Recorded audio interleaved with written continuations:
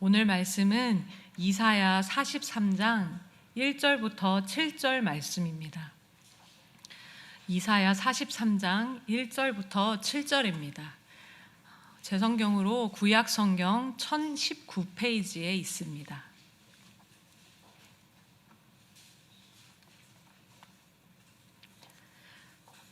구약 성경 1019페이지에 이사야 43장 1절부터 7절 말씀입니다.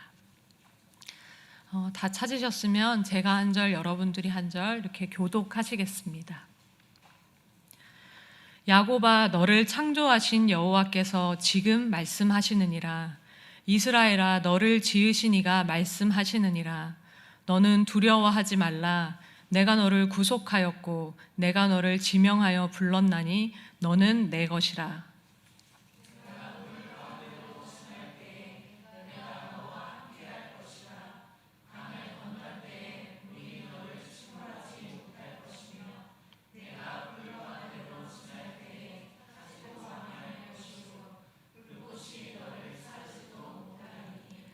대저 나는 여호와 내 하나님이요 이스라엘의 거룩한 이요 내 구원자임이라.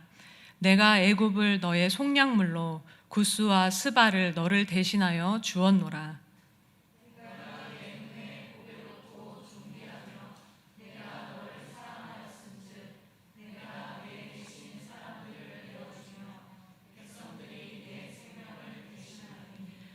두려워하지 말라. 내가 너와 함께하여 내 자손을 동쪽에서부터 오게 하며 서쪽에서부터 너를 모을 것이며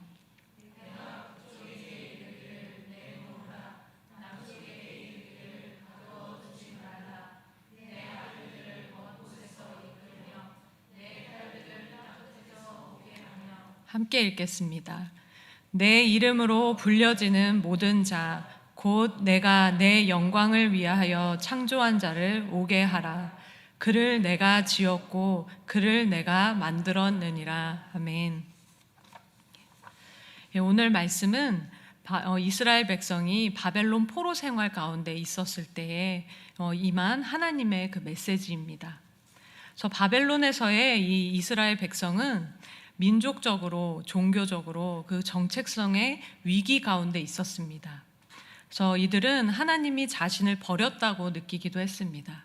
이 하나님의 백성이 하나님을 믿지 않는 불신자 국가에게 멸망당했고 그 땅에 포로로 잡혀갔고 이 국가가 완전히 망한 이런 상태에서 이스라엘 백성은 하나님이 우리를 버리셨다, 하나님이 우리를 떠나셨다 이렇게 느꼈다는 것입니다.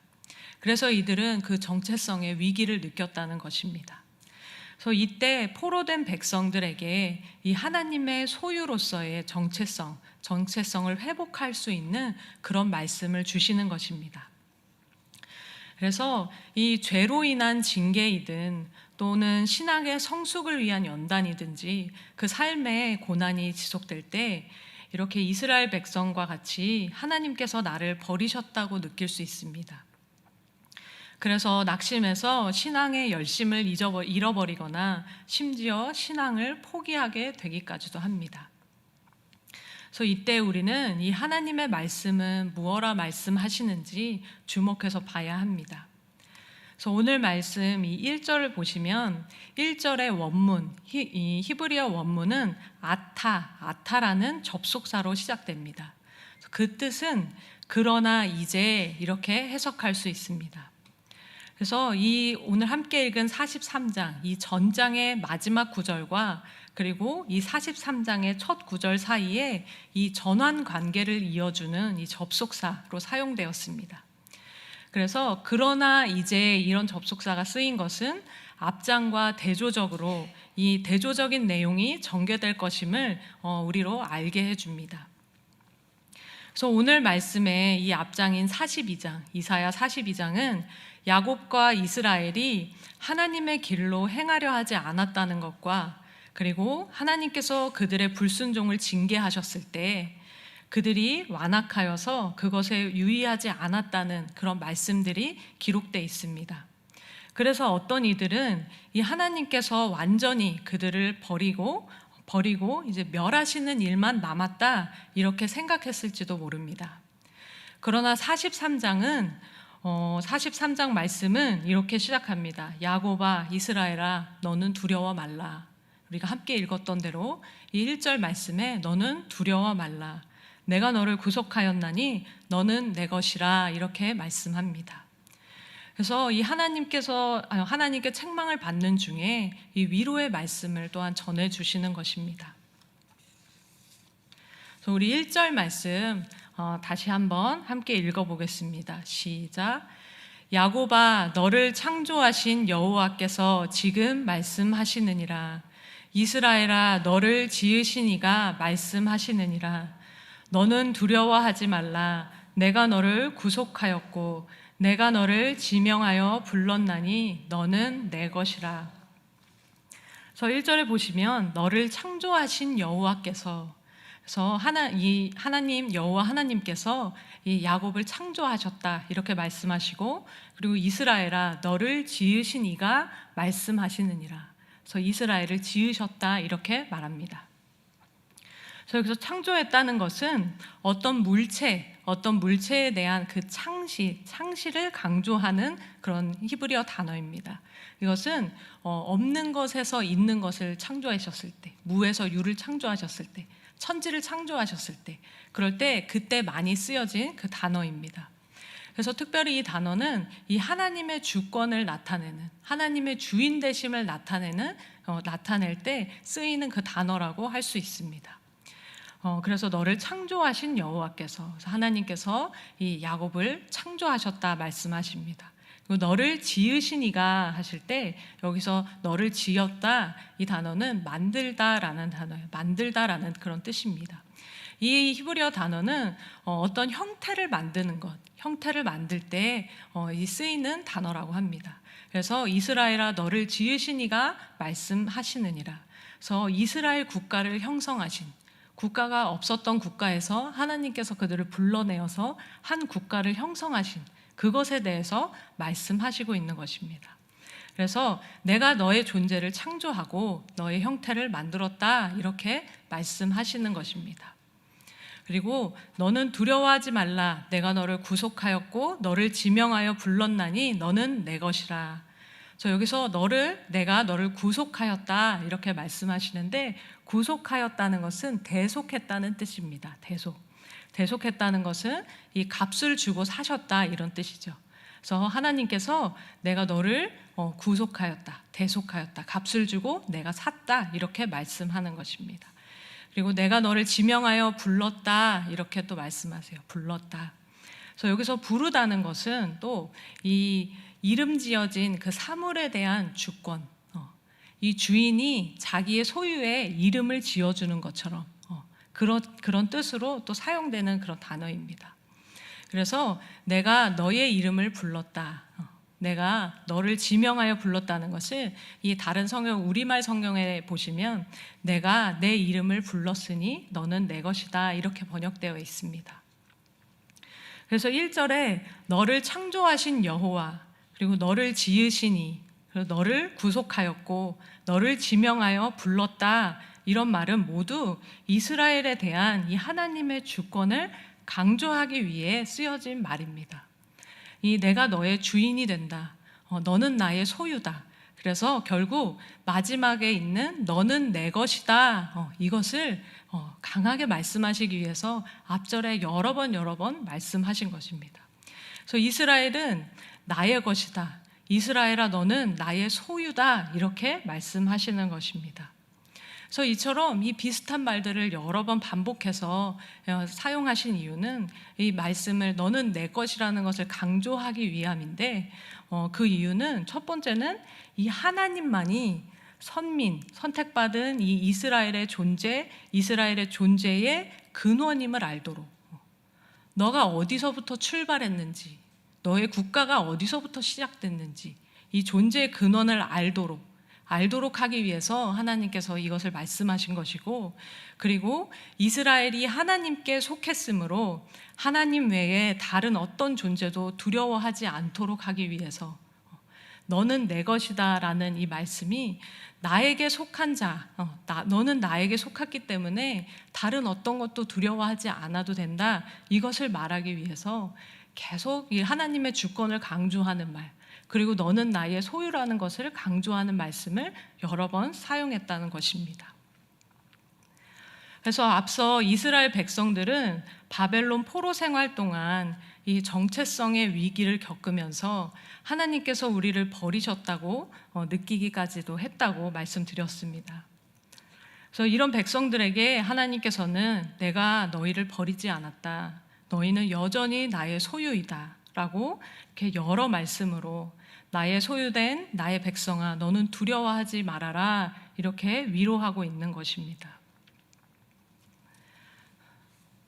그래서 이렇게 하나님께서 너는 나의 소유다, 내가 너를 지키고 보호할 것이다, 이렇게 한마디로 말씀하시지 않고 이렇게 여러 번 내가 너를 창조했고 내가 너를 지었고 그리고 내가 너를 구속했고 내가 너를 지명하여 불렀다, 너는 내 것이다, 이렇게 반복하여서 말씀하시는 이유는 이스라엘 백성이 이 긴 고난의 터널, 이 환난이 너무 길어지고 자신이 소망했던 것들이 이루어지지 않는 것에 대한 기간들이 길어지고 이 징계의 기간이 길어지고 그 상황 속에서 이 소망을 다 잃어버린 거예요.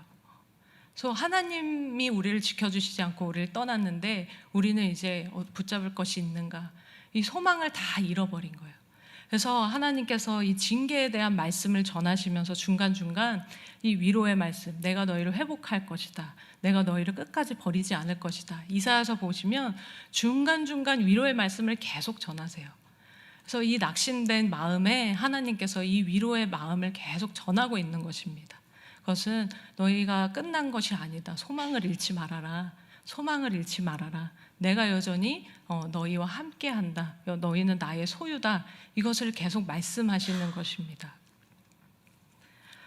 그리고 특별히 베드로전서 2장 9절에 보시면 이 신약 성도들을 어떻게 부르고 있는지 알 수 있습니다. 베드로전서 2장 9절에서는 신약 성도들을 하나님의 택하신 족속이요 왕같은 제사장이요 거룩한 나라요 그의 소유된 백성이다, 이렇게 말씀합니다.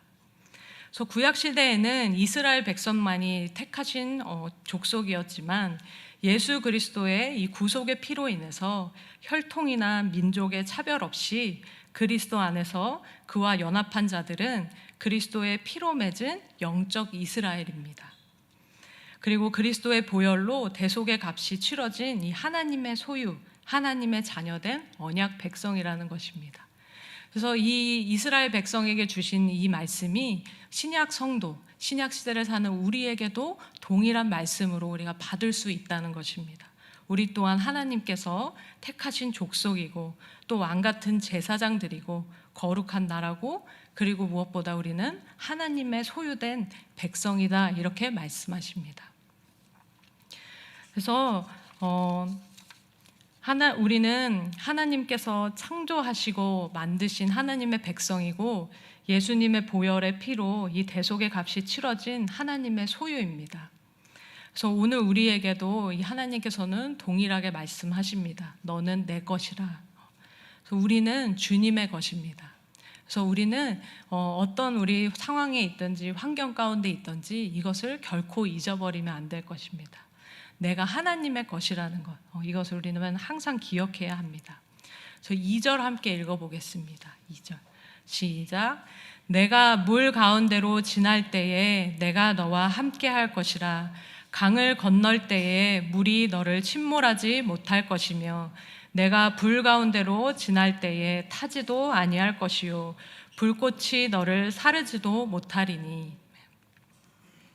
그래서 이 말씀은 이 하나님의 소유된 백성들에게 주시는 그 주님의 축복의 말씀이에요. 그래서 여기서 이제 물이 나오고 불이 나오는데 물과 불은 이스라엘이 직면하게 될 이 환난을 상징적으로 표현하는 그런 표현입니다. 그래서 이 물 가운데로 지날 때에 내가 너와 함께 할 것이라. 환난을 지나갈 때에, 환난 가운데 있을 때라도 내가 너와 함께 할 것이다, 이렇게 말씀하시는 것입니다. 강을 건널 때에 물이 너를 침몰하지 못할 것이며 그래서 하나님께서 지켜주실 것이라는 거예요. 강이 침몰하는 그런 위험한 상황에 있을지라도 하나님께서 지켜주실 것이다. 돌봐주실 것이다. 내가 불 가운데 지날 때에 타지도 아니할 것이요 불꽃이 너를 사르지도 못하리니. 그래서 이것도 마찬가지로 어떤 위험이 닥치더라도 그들을 구원해 주실 것이라는 이 하나님의 그 약속의 말씀입니다. 그래서 내가 너희를 버렸다고 너희는 느낄지도 모르지만 나는 여전히 너희와 함께 있다, 이렇게 말씀하시는 것입니다. 나는 여전히 너희와 함께 있다. 나는 너희를 버리지 않았고 여전히 함께하며 환난 가운데서도 지키고 보호할 것이다, 이렇게 말씀하시는 것입니다. 그래서 이 말씀을 통해 우리가 또 알 수 있는 것은 하나님의 백성이라 할지라도 이 삶에 환난이 있다는 거예요. 하나님 백성에게는 이제 환난이 없고 만사형통하면 좋은 것 아닙니까? 그렇게 되는 것 아닙니까? 그렇게 생각할 수 있지만 하나님께서는 나의 소유된 나의 백성아, 너의 삶에 이런 환난이 다 없을 것이다, 이렇게 말씀하지 않으셨고, 너의 삶에 이러한 환난이 있을 거야. 네가 물을 지나갈 때도 있고 물 가운데로 지나갈 때도 있을 것이고, 강을 건너는 위험한 날도 있을 것이고, 불 가운데로 지나가야만 하는 날도 있을 것이고, 불꽃이 너를 사를 것 같은 그런 날도 있을 것이다, 이렇게 말씀하시는 것입니다. 그러나 이 환난이 다 피해가는 것이 아니라 하나님께서 지켜주시기에 이 모든 환난을 통과할 수 있는 하나님의 지키심과 그 보호하심 안에서 이 환난을 통과할 수 있는 것이 하나님의 소유된 백성의 그런 특권이다, 이것을 우리가 또한 알 수 있습니다.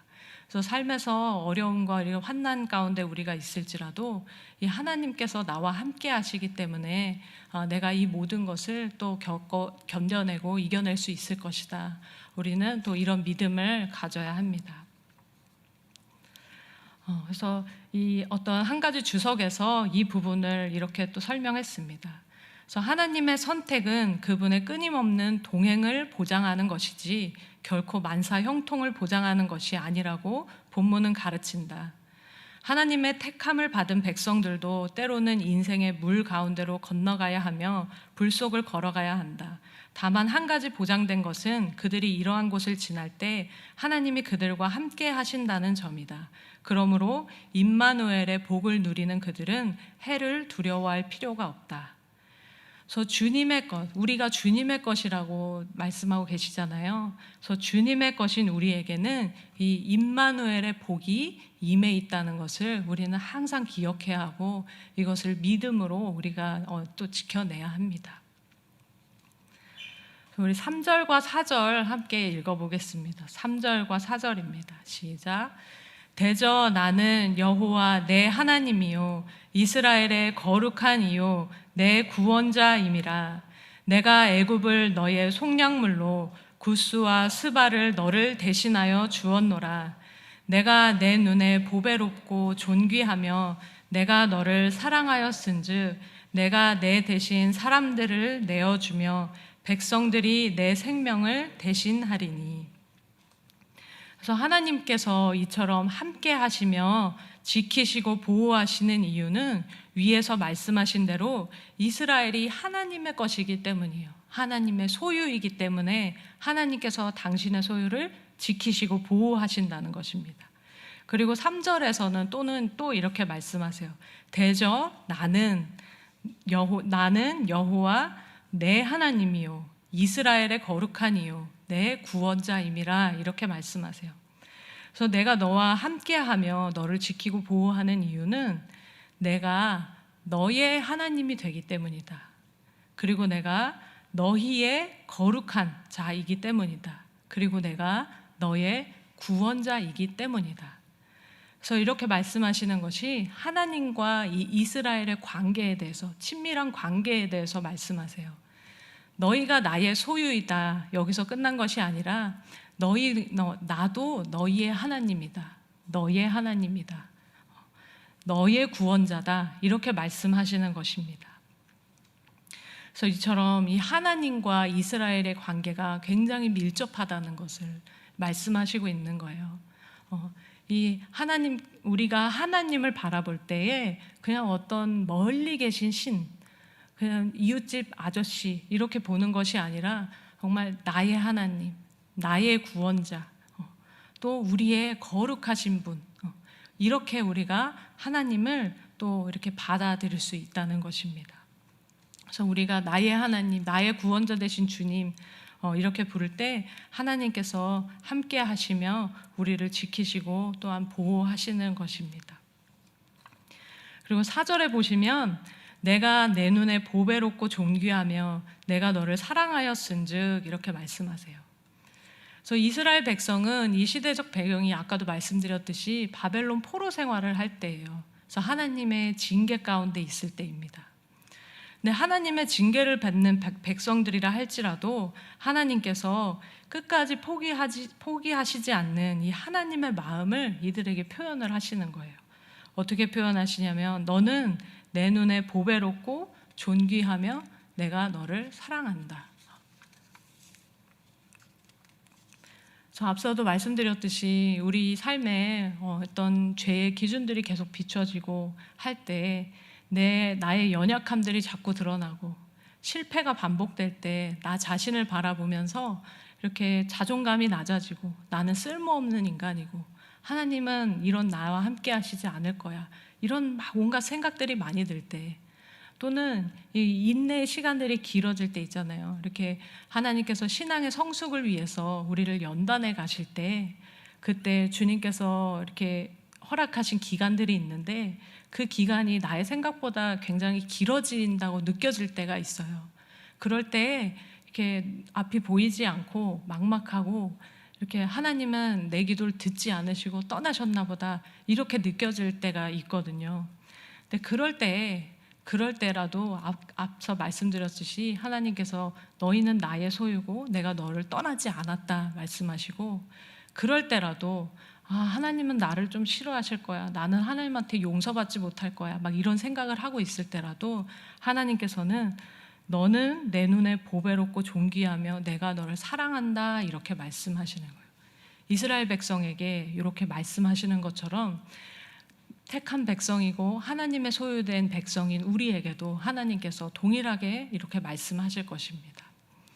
그래서 하나님이 이스라엘을 바라보시는 눈은 마치 이 결혼식을 앞둔 남편이 아내를 바라보는 것과 같습니다. 그래서 다른 사람 눈에는 어떻게 보일지 모르지만 그 남편의 눈에는 세상에서 가장 아름다운 신부로 보여지는 것처럼 이렇게 하나님의 백성들을 보배롭고 존귀하게 보시며 사랑하십니다. 그래서 여기서 보배롭다는 것은 이 뜻을 또 더 살펴보면 은혜가 됩니다. 보배롭다는 것은 귀중하다, 소중하다 이런 뜻이에요.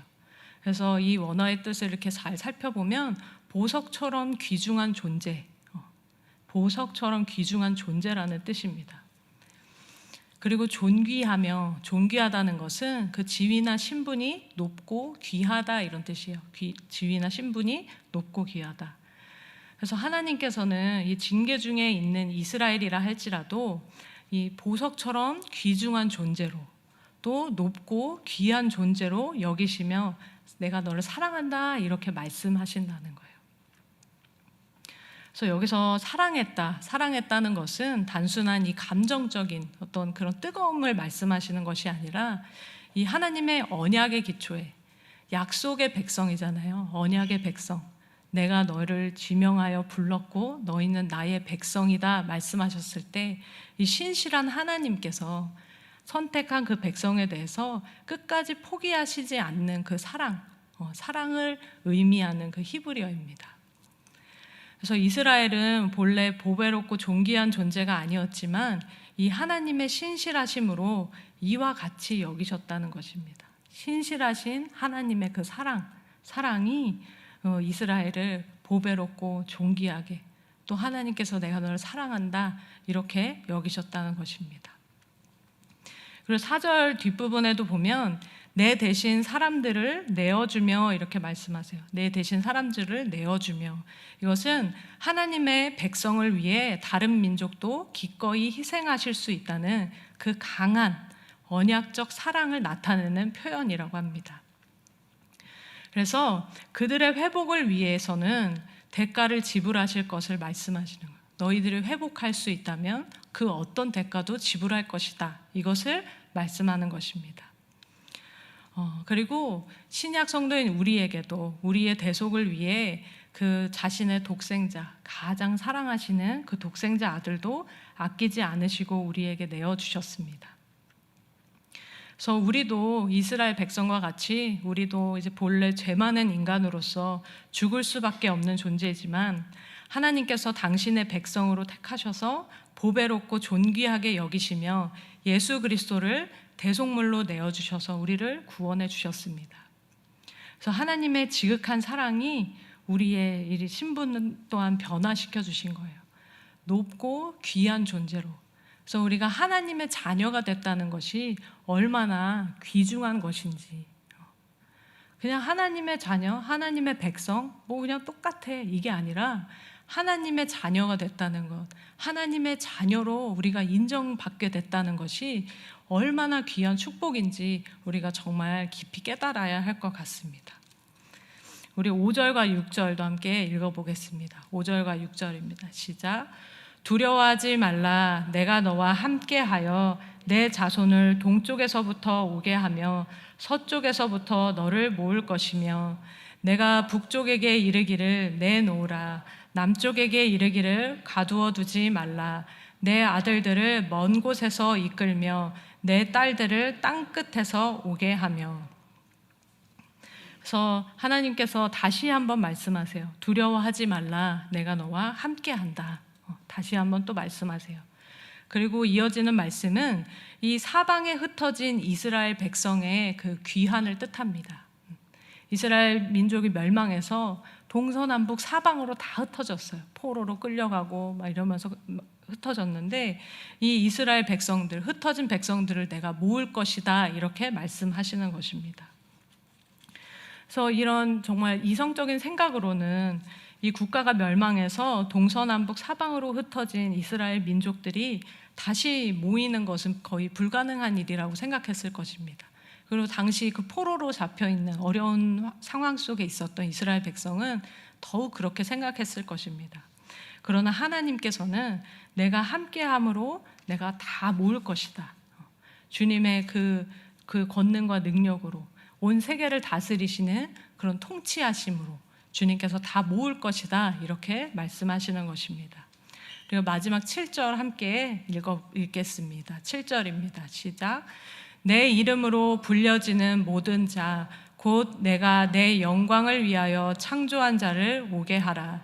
그를 내가 지었고 그를 내가 만들었느니라. 그래서 하나님께서 다시 주님의 그 주권에 대해서 말씀하세요. 내 이름으로 불려지는 모든 자, 내가 내 영광을 위하여 창조한 자를 오게 하라.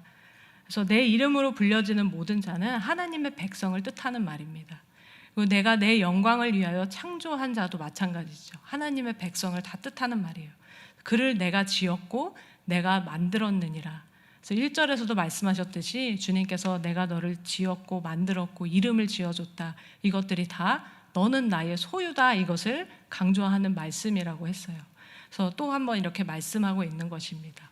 그리고 특별히 내 이름으로 불려지는 모든 자, 여기 이것을 보시면 하나님께서 이 두려움 가운데 이 낙심하고 있는 자들을 위로하시면서 그들에게 끝없는 사랑과 그 용기를 주시는데 이 위로를 받을 수 있는 자들이 어떠한 자들인가 알 수 있어요. 하나님의 위로를 받을 수 있는 자들이 내 이름으로 불려지는 모든 자들이에요.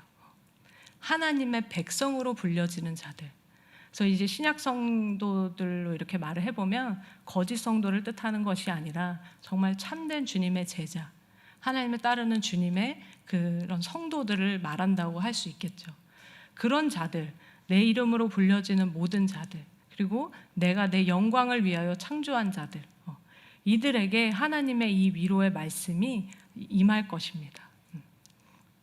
이스라엘 백성이라 할지라도 자신들이 그냥 포로로 끌려가고 여기저기 사방으로 흩어졌을 때 거기서 하나님을 기억하지 않는 자들도 분명히 있었을 것입니다. 그냥 자신의 살 길을 찾기에 바쁜 사람도 있었을 것이고 인간적인 방법으로 찾아 헤매는 사람도 있었을 것이에요. 그러나 이처럼 두려워하는 자들, 우리가 하나님으로부터 버림받았다, 하나님이 우리를 떠났다, 이런 지각을 가지고 있는 자들은 하나님에 대한 인식이 있었던 자들이에요. 하나님에 대한 인식이 있었던 자들.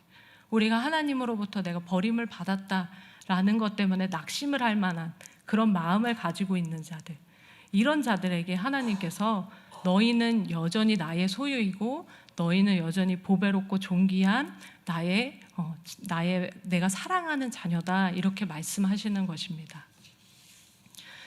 그래서 오늘 이 시간 함께 기도하겠습니다. 우리에게도 삶의 이 어려움과 또 이런 여러 가지 일들로 인해서 환난이 계속된다고, 환난이 끊이지 않고 지속된다고 느끼시는 분들이 계시다면 하나님이 나를 떠나지 않고 여전히 함께 계신다. 여전히 함께 계신다. 하나님은 나를 보배롭고 존귀하게 여기시며 나를 사랑한다 말씀하신다. 그리고 너희는 나의 소유다, 이렇게 말씀하신다. 이것을 기억하면서 우리가 하나님께 그 소망을 두고 그 회개의 은혜를 구하고 끝까지 주님을 닮아가는 그 길을 걸어갈 수 있게 해달라고 이 시간 주여 주여 3번 부르시고 함께 기도하겠습니다. 주여.